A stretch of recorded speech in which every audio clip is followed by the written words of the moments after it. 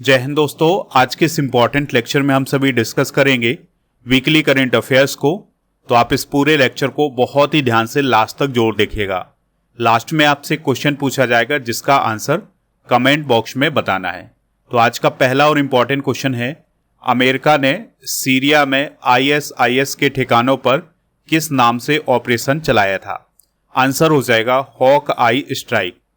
तो दोस्तों, कुछ समय पहले अमेरिकी सेना पर हमला हुआ था, तो उसका जवाब अब अमेरिका ने दिया है और अमेरिका ने सीरिया में जो आईएसआईएस के ठिकाने हैं उन पर बड़े पैमाने पर हवाई हमला किया है और इस ऑपरेशन का नाम दिया है हॉक आई स्ट्राइक। अगला क्वेश्चन है, जम्मू और कश्मीर का पहला जैन जी डाकघर कहाँ खोला गया है?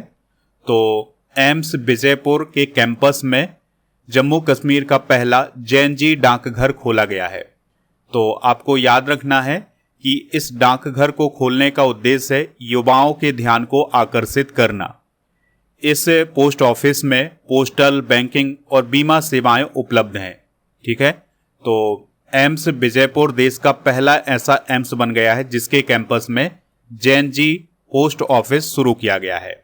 अगला क्वेश्चन है, केंद्र सरकार ने किस वर्ष तक पूरे देश में multi lane free flow tolling system लागू करने का लक्ष्य रखा है? आंसर हो जाएगा 2026 के अंत तक। तो केंद्र सरकार की योजना है कि 2026 के अंत तक पूरे देश में multi lane free flow tolling और एआई आधारित राजमार्ग प्रबंधन लागू हो जाए। देखिए दोस्तों, जो multi lane free flow tolling system है इसमें गाड़ियों को टोल प्लाजा पर रुकना नहीं पड़ेगा। गाड़ियां 80 किलोमीटर प्रति घंटे की स्पीड से बिना रुके टोल पार कर सकेंगी। ठीक है, इस सिस्टम में आर्टिफिशियल इंटेलिजेंस का इस्तेमाल किया जाएगा। इसके अलावा इसमें फास्ट टैग का भी इस्तेमाल होगा। अगला क्वेश्चन है, इजराइल ने किस देश में 2026 में दूतावास खोलने की घोषणा की है? आंसर हो जाएगा फिजी। तो फिजी देश में इजराइल के द्वारा अपनी एम्बेसी खोली जाएगी। तो ये 2026 में खोली जानी है। कुछ समय पहले फिजी ने भी इजराइल की जो राजधानी है जेरूसलम, उसमें अपना दूतावास खोला है।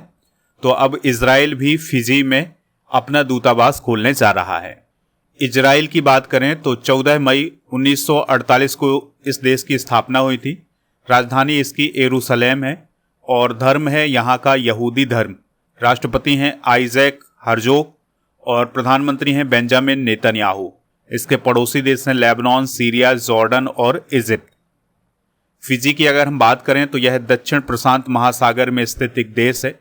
सुबह इसकी राजधानी है। फिजी डॉलर यहाँ की करेंसी है और प्रधानमंत्री की बात करें तो सिटी वैनी राबुका यहाँ के प्राइम मिनिस्टर हैं। अगला क्वेश्चन है, भारत का पहला वन विश्वविद्यालय कहाँ स्थापित होगा?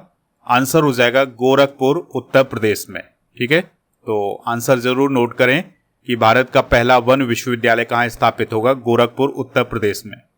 यह विश्वविद्यालय 125 एकड़ भूमि में बनाया जाएगा और आपको याद रखना है कि इसका नाम क्या होगा। तो इसका नाम होगा Uttar Pradesh forestry and horticulture university. ठीक है, इसके लिए 621 करोड़ रुपए खर्च किए जाएंगे। अगला क्वेश्चन है, सभासार आर्टिफिशियल इंटेलिजेंस टूल किस मंत्रालय ने डेवलप किया है? आंसर हो जाएगा इसका पंचायती राज मंत्रालय ने। तो भारत सरकार के पंचायती राज मंत्रालय ने सभासार आर्टिफिशियल इंटेलिजेंस टूल डेवलप किया है। इसके माध्यम से जो ग्राम सभा है उसकी ऑडियो और वीडियो को संरक्षित किया जाएगा और व्यवस्थित किया जाएगा। यानी कि जो ग्राम सभा में चर्चाएं होती हैं उसके ऑडियो और वीडियो को संरक्षित और सुरक्षित किया जाएगा। अगला क्वेश्चन है, प्रधानमंत्री नरेंद्र मोदी जी ने राष्ट्र प्रेरणा स्थल का उद्घाटन कहाँ किया है? आंसर हो जाएगा लखनऊ, उत्तर प्रदेश में।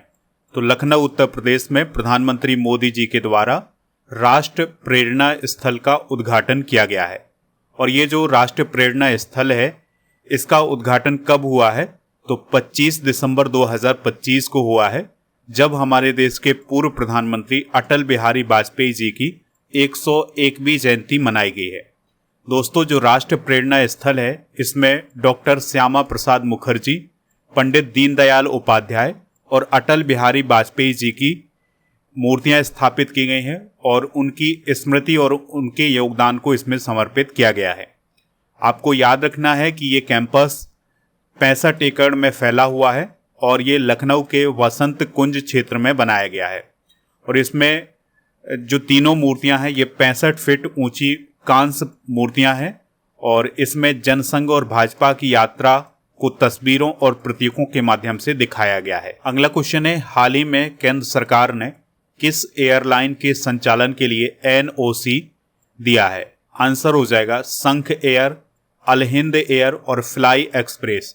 यानी आने वाले समय में हमारे देश में 3 और नई एयरलाइन शुरू होगी जिनके नाम क्या क्या होंगे? संख एयर, अल हिंद एयर और फ्लाई एक्सप्रेस। तो इस क्वेश्चन का जो राइट आंसर हो जाएगा वो हो जाएगा ऑप्शन नंबर डी, यानी उपरोक्त सभी। अगला क्वेश्चन है, अनु गर्ग किस स्टेट की पहली महिला मुख्य सचिव बनी है? आंसर हो जाएगा ओडिशा। तो ओडिशा राज्य की पहली महिला मुख्य सचिव या चीफ सेक्रेटरी कौन बनी है? अनु गर्ग बनी है। वह 1991 बैच की IAS ऑफिसर हैं। अगर हम ओडिशा की बात करें तो 1 अप्रैल 1936 को इसका गठन हुआ था। भुवनेश्वर इसकी राजधानी है। मोहन चरण मांझी जो कि बीजेपी के हैं, यहाँ के मुख्यमंत्री हैं। डॉक्टर हरि बाबू कंभमपति यहाँ के गवर्नर हैं।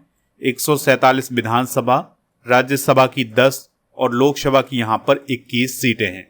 अगला क्वेश्चन है, विनोद कुमार शुक्ला का निधन हो गया है, वह किस भाषा के साहित्यकार थे?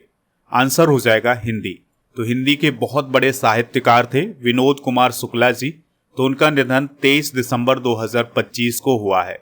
उनका संबंध छत्तीसगढ़ राज्य से रहा है, इस बात को आप याद रखिएगा। उनका जन्म 1937 में हुआ था।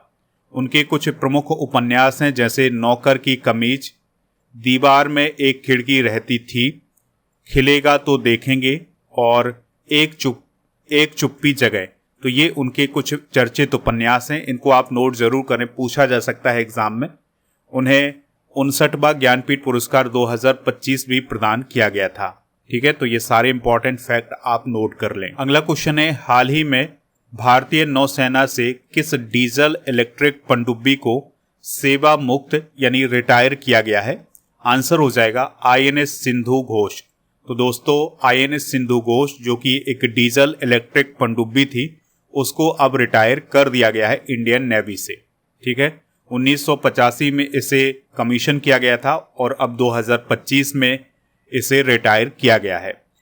इसे भारत ने सोवियत संघ यानी रूस से खरीदा था और यह सिंधु घोष श्रेणी की पहली पनडुब्बी थी।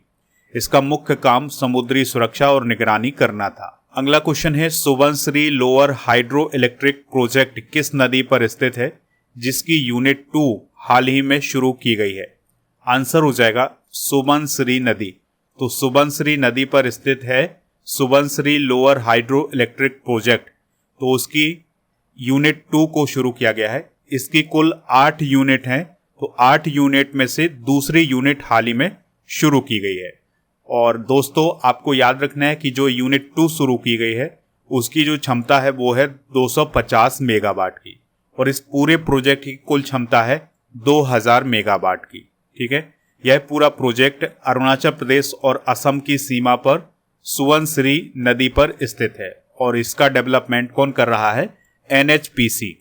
दोस्तों यह भारत की सबसे बड़ी जल विद्युत परियोजनाओं में से एक है और इसमें उत्तर पूर्वी भारत का सबसे बड़ा बांध भी शामिल है। अगला क्वेश्चन है, भारत में वीर बाल दिवस कब मनाया जाता है? तो हर साल 26 दिसंबर को भारत में वीर बाल दिवस मनाया जाता है।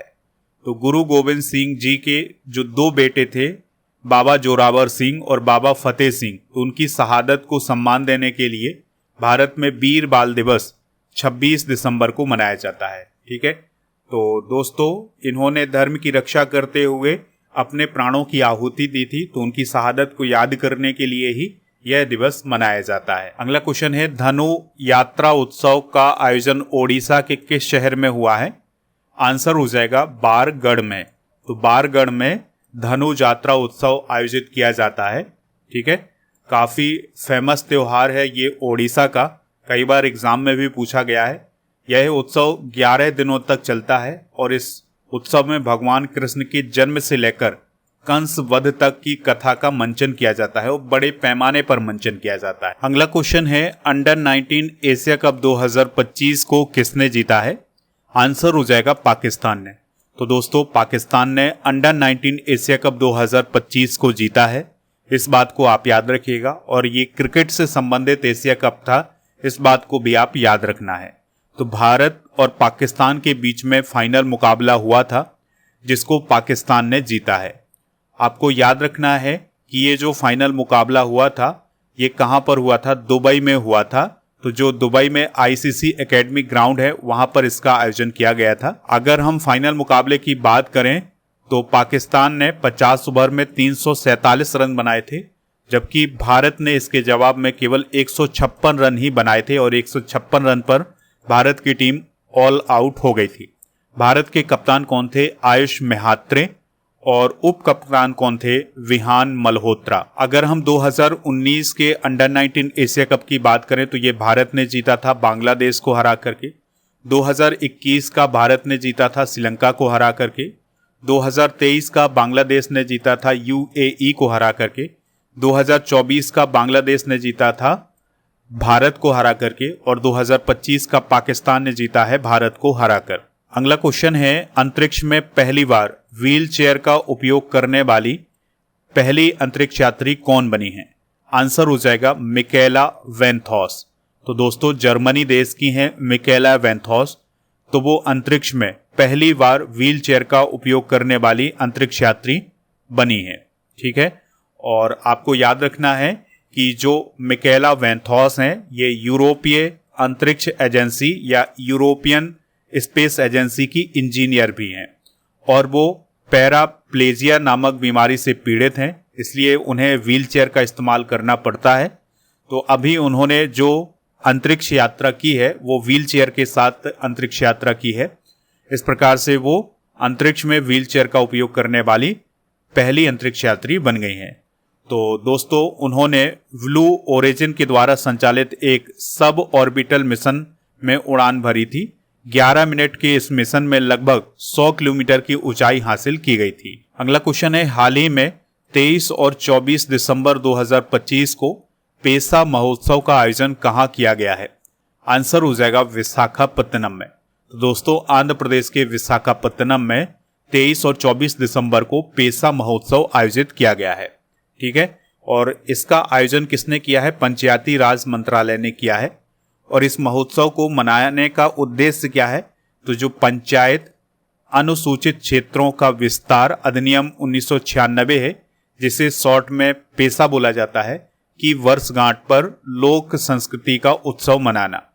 पेसा दिवस का मनाया जाता है 24 दिसंबर को मनाया जाता है। अगला क्वेश्चन है, T20I यानी T20 इंटरनेशनल क्रिकेट में 4000 रन बनाने वाली पहली भारतीय और पहली एशियाई बल्लेबाज कौन बनी है?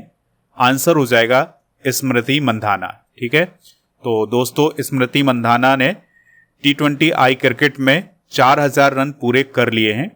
तो वो सूजी वेट्स के बाद यह उपलब्धि हासिल करने वाली विश्व की दूसरी महिला क्रिकेटर हैं।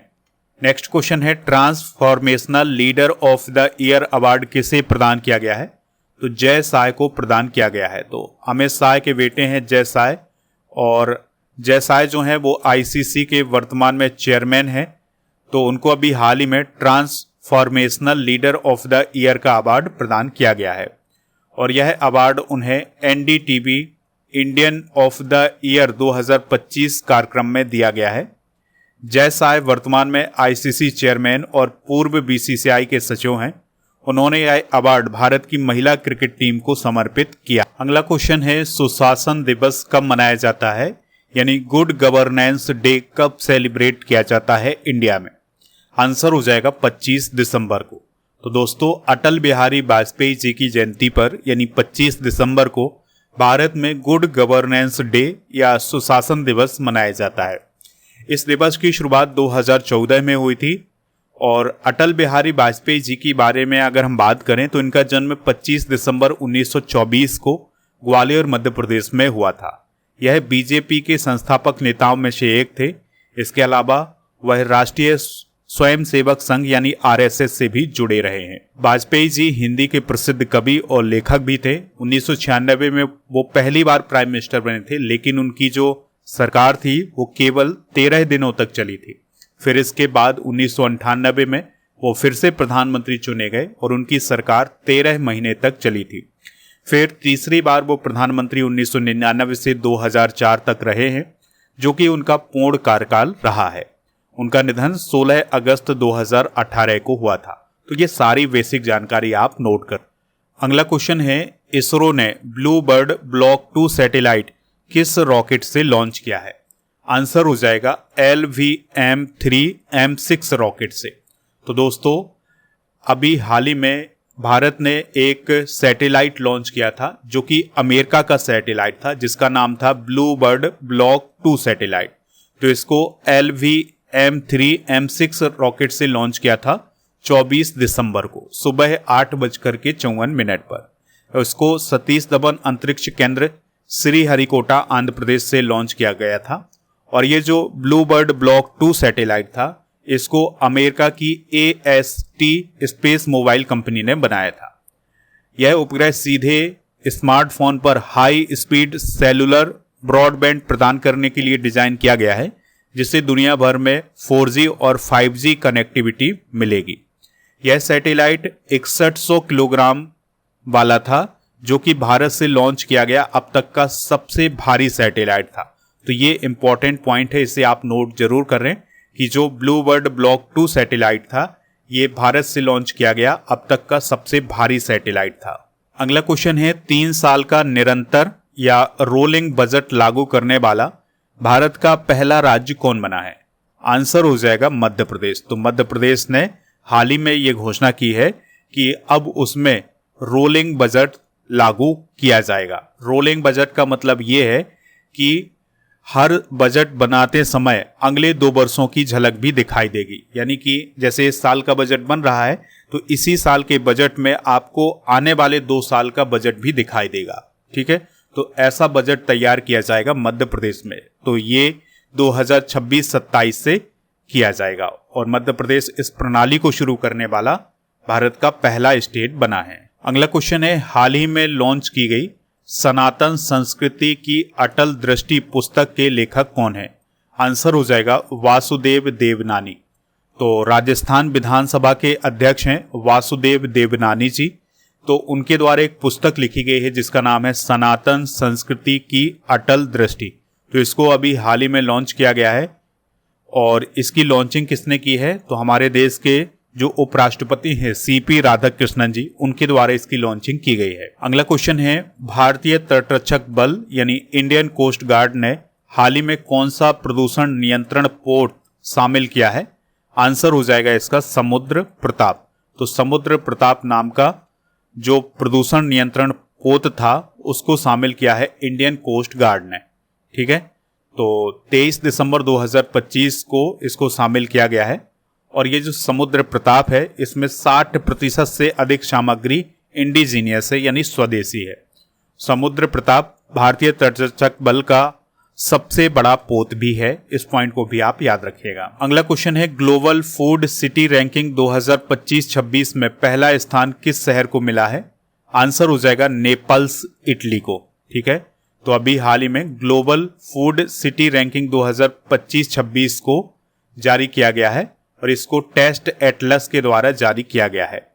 तो इसमें दुनिया के टॉप 10 बेस्ट फूड सिटीज को शामिल किया गया है। तो पहले नंबर पर है नेपल्स, जो कि इटली का शहर है। दूसरे नंबर पर भी इटली का मिलान शहर। तीसरे नंबर पर भी वोलोग्ना इटली का शहर है। चौथे नंबर पर भी फ्लोरेंस है, जो कि इटली का ही शहर है। 5वें नंबर पर मुंबई है। 6वें नंबर पर इटली का जेनेवा शहर है। 7वें नंबर पर फ्रांस का पेरिस शहर है। 8वें नंबर पर ऑस्ट्रिया का वियना शहर। 9वें नंबर पर इटली का रोम और 10वें नंबर पर पेरू देश का लीमा शहर है। अगला क्वेश्चन है, विज्ञान रत्न पुरस्कार 2025 किसे प्रदान किया गया है? आंसर हो जाएगा जयंत विष्णु नार्लिकर को। तो दोस्तों, जयंत विष्णु नार्लिकर को हाल ही में विज्ञान रत्न पुरस्कार प्रदान किया गया है। तो राष्ट्रपति द्रौपदी मुर्मू जी ने अभी हाल ही में 2025 के राष्ट्रीय विज्ञान पुरस्कार वितरित किए हैं। तो इसमें विज्ञान रत्न, विज्ञान श्री, विज्ञान युवा और विज्ञान टीम पुरस्कार प्रदान किए गए हैं। तो आपको याद रखना है कि इन पुरस्कारों की शुरुआत 2023 से हुई थी और विज्ञान रत्न पुरस्कार प्रोफेसर जयंत विष्णु नार्लिकर को प्रदान किया गया है, जो कि खगोल भौतिक विज्ञानी थे। अगला क्वेश्चन है, लिस्ट ए क्रिकेट में शतक लगाने वाले दुनिया के सबसे युवा खिलाड़ी कौन बने हैं? आंसर हो जाएगा वैभव सूर्यवंशी। तो दोस्तों, बिहार के वैभव सूर्यवंशी ने विजय हजारे ट्रॉफी में अरुणाचल प्रदेश के खिलाफ केवल 36 गेंदों में शतक लगाया है। इस प्रकार से वो लिस्ट ये क्रिकेट में शतक लगाने वाले दुनिया के सबसे युवा खिलाड़ी बन गए हैं। अगला क्वेश्चन है, हाल ही में किस राज्य में सामाजिक बहिष्कार को अपराध घोषित किया गया है? आंसर हो जाएगा कर्नाटक। तो कर्नाटक में हाल ही में सामाजिक बहिष्कार को अपराध घोषित किया गया है। इसके लिए वहां पर कर्नाटक सामाजिक बहिष्कार विधेयक 2025 को भी पारित किया गया है। तो इस कानून के तहत सामाजिक बहिष्कार को अपराध माना जाएगा। इसके लिए सजा और जुर्माना भी तय किया गया है, और अगर कोई इसका दोषी पाया जाता है तो अधिकतम 3 साल की कैद हो सकती है और जुर्माना 1 लाख रुपए तक लगाया जा सकता है। पुलिस को स्वतः संज्ञान लेकर मामला दर्ज करने का भी इसमें अधिकार दिया गया है। अगला क्वेश्चन है, कासिबा जाकी करीबा परमाणु ऊर्जा संयंत्र किस देश में स्थित है, जिसे 15 साल बाद फिर से शुरू किया जा रहा है? आंसर हो जाएगा जापान। तो दोस्तों, विश्व के सबसे बड़े परमाणु ऊर्जा संयंत्रों में से एक काशिबा जाकी करीबा परमाणु ऊर्जा संयंत्र है, जो कि जापान देश में स्थित है। तो इसको 15 साल बाद फिर से शुरू किया जा रहा है। 2011 में फुकुशिमा परमाणु आपदा आई थी, इसके बाद इसे बंद कर दिया गया था। अब इसे फिर से शुरू किया जा रहा है। इस संयंत्र में कुल 7 रिएक्टर हैं, और ये पहला जो रिएक्टर होगा ये 20 जनवरी 2026 से चालू होगा, जिसकी क्षमता 1.36 गीगावाट होगी। अगला क्वेश्चन है, हाल ही में चर्चा में रहा अंजदीप किस प्रकार का जहाज है? आंसर हो जाएगा anti submarine shallow water craft. तो दोस्तों, इंडियन नेवी में अभी हाल ही में नया anti submarine shallow water craft Anjadip शामिल किया गया है। इसमें हल्के टॉर्पीडो, स्वदेशी anti submarine rocket, shallow water sonar भी लगाए गए हैं। नेक्स्ट क्वेश्चन है, भारत और किस देश ने फ्री ट्रेड एग्रीमेंट यानी FTA की बातचीत पूरी की है? आंसर हो जाएगा न्यूजीलैंड। तो इंडिया और न्यूजीलैंड के बीच में जो फ्री ट्रेड एग्रीमेंट को बातचीत चल रही थी, वो बातचीत अब पूरी हो चुकी है। ठीक है, तो इस समझौते से भारत से न्यूजीलैंड जाने वाले लगभग सभी प्रोडक्ट पर जो आयात शुल्क थी उसको हटा दिया जाएगा। न्यूजीलैंड के द्वारा अगले 15 साल में लगभग $20 अरब निवेश करने का वादा भी किया है। भारत ने डेयरी और कृषि क्षेत्र को लेकर विशेष सुरक्षा प्रावधान रखे हैं इस समझौते में। अगला क्वेश्चन है, फ्रांस का chevalier DL ordre des art and des lettres सम्मान किसे प्रदान किया गया है? तो ये दिया गया है दोस्तों रवि DC को। किसके द्वारा? फ्रांस की सरकार के द्वारा। नेक्स्ट क्वेश्चन है, किस देश ने पहली बार पॉलीमर का रियाल का नोट जारी किया है? आंसर हो जाएगा इसका ओमान। तो ओमान की जो करेंसी है वो है रियाल। तो रियाल का जो नोट जारी किया गया है वो पॉलीमर का है, यानी पॉलीमर को हम साधारण भाषा में प्लास्टिक बोल सकते हैं। तो प्लास्टिक का रियाल का नोट जारी किया गया है ओमान के द्वारा। क्वेश्चन है, किस देश ने पहली बार वायरलेस रेल काफिले का परीक्षण किया है? आंसर हो जाएगा चाइना। तो चाइना ने पहली बार वायरलेस रेल काफिले का परीक्षण किया है। इस काफिले में 7 मालगाड़ियां शामिल थीं, जिनको कपलर यानी लोहे के जोड़ से नहीं जोड़ा गया था। इन मालगाड़ियों का कुल वजन लगभग 35,000 टन था। यह रेलवे कोयला ढोने के लिए इस्तेमाल होती हैं। यह पूरी प्रक्रिया वायरलेस सिग्नल से कंट्रोल हुई है। ठीक है, तो ये सारे इंपॉर्टेंट फैक्ट आप नोट कर लें। अगला क्वेश्चन है, हाल ही में राष्ट्रपति द्रौपदी मुर्मू जी ने किस भाषा में अनुवादित भारतीय संविधान का विमोचन किया है? आंसर हो जाएगा संथाली। तो संथाली भाषा में जो भारतीय संविधान का अनुवाद किया गया है उसका विमोचन राष्ट्रपति जी ने किया है। ठीक है, इसका उद्देश्य ये है कि जो संथाली भाषा बोलने वाले व्यक्ति हैं वो लोग भी संविधान को आसानी से पढ़ सकें और अपनी भाषा में समझ सकें। इससे पहले 26 नवंबर 2025 को भी राष्ट्रपति द्रौपदी मुर्मू जी के द्वारा मलयालम, मराठी, नेपाली, पंजाबी, बोडो, कश्मीरी, तेलुगु, ओडिया और असमिया भाषाओं में संविधान के अनुवाद जारी किए थे। अगला क्वेश्चन है वारापुत्र ऐतिहासिक ग्राम योजना किस राज्य में शुरू की गई है? तो यह ओडिशा राज्य में शुरू की गई है। इसका उद्देश्य है राज्य के महान स्वतंत्रता सेनानियों, कवियों, साहित्यकारों, समाज सुधारकों और अन्य प्रतिष्ठित व्यक्तियों के जन्म स्थलों को विकसित कर उन्हें सांस्कृतिक धरोहर स्थल बनाना है। अगला क्वेश्चन है भारत ने हाल ही में किस बैलिस्टिक मिसाइल का सफल परीक्षण किया है? आंसर हो जाएगा K4। तो दोस्तों भारत ने हाल ही में बैलिस्टिक मिसाइल का सफल परीक्षण किया है जिसका नाम है K4। तो K4 में जो K शब्द है इसका अर्थ है कलाम। तो यह नाम भारत के पूर्व राष्ट्रपति और महान वैज्ञानिक डॉक्टर APJ अब्दुल कलाम के सम्मान में रखा गया है। K4 मिसाइल एक परमाणु सक्षम पनडुब्बी से छोड़ी जाने वाली मिसाइल है। इसकी मारक क्षमता 3500 किलोमीटर है। इसका परीक्षण अभी हाल ही में INS अरिघाट से किया गया है और इसका परीक्षण बंगाल की खाड़ी में किया गया है और इसको डेवलप किया है DRDO ने। तो इस प्रकार से दोस्तों हमने आज के करंट अफेयर्स को डिस्कस कर लिया है। आप स्टडी करके ऐप को इंस्टॉल कर लें। तो यहाँ पर आपको premium course, paid course, e book, test series, test pass, daily current affairs का टेस्ट मिलेगा। टेस्ट सीरीज वाले ऑप्शन पर आपको ये बहुत सारी टेस्ट सीरीज मिल जाएंगी, तो इनको प्राप्त कर लें। इसके अलावा मंथली करंट अफेयर्स की ई बुक वाले सेक्शन पर yearly current affairs, last 6 month के करंट अफेयर्स की ई बुक भी आपको ई बुक वाले सेक्शन पर मिलेगी दोस्तों। और स्टडी करके ऐप में जो प्रीमियम कोर्स वाला ऑप्शन है यहाँ पर आपको राजा गुप्ता सर का जो अर्जुन जी फाउंडेशन बैच है ये मिल जाएगा, तो इसको प्राप्त कर लें। इसके अलावा मेरा जो लूसेंट जीके का फाउंडेशन सीरीज वाला बैच है ये भी आप ज्वाइन कर सकते हैं, ठीक है। तो इसका ऑप्शन भी मिल जाएगा। दोनों कोर्स आपको प्रीमियम कोर्स वाले ऑप्शन पर मिलेंगे। अगर आप राजा गुप्ता सर का कोर्स प्राप्त करना चाहते हैं तो उसके लिए कूपन कोड यूज करना है ईयर एंड 500, तो आपको इसमें छूट मिल जाएगी। अगर आप मेरा कोर्स प्राप्त करना चाहते हैं तो उसके लिए कूपन कोड यूज करना है लूसेंट 500, तो आपको इसमें छूट मिल जाएगी, ठीक है। इस कोर्स की वैलिडिटी है 3 साल की। और दोनों जो कोर्स हैं उसको खरीदने पर, यानी कि अगर आप राजा गुप्ता सर का कोर्स खरीदते हैं या फिर मेरा कोर्स खरीदते हैं तो दोनों कोर्स में आपको फ्री 18,000 से अधिक topic wise, subject wise test series मिलेगी। इसके अलावा फ्री में आपको 12 मंथ की जनवरी से दिसंबर 2025 तक के मंथली टेस्ट मिल जाएंगे। इसके अलावा आपको 12 महीने की मंथली ई बुक भी मिल जाएगी इंग्लिश और हिंदी मीडियम में, और ये भी फ्री मिल जाएगी। तो ये कोर्स आप ज़रूर ज्वाइन करें। मेरा जो कोर्स है उसकी जो क्लासें हैं वो आपकी नए साल से शुरू होंगी, यानी 2026 से इसकी क्लासें शुरू हो जाएंगी, ठीक है। तो बहुत ही इंपॉर्टेंट सीरीज होगी, ये बहुत ही इंपॉर्टेंट कोर्स होगा, तो इससे आप जरूर जुड़ें। दोस्तों अब आपको कमेंट बॉक्स में ये बताना है कि विनोद कुमार शुक्ला का निधन हो गया है, वह किस भाषा के साहित्यकार थे। जो भी इसका राइट आंसर हो कमेंट बॉक्स में जरूर बताएं।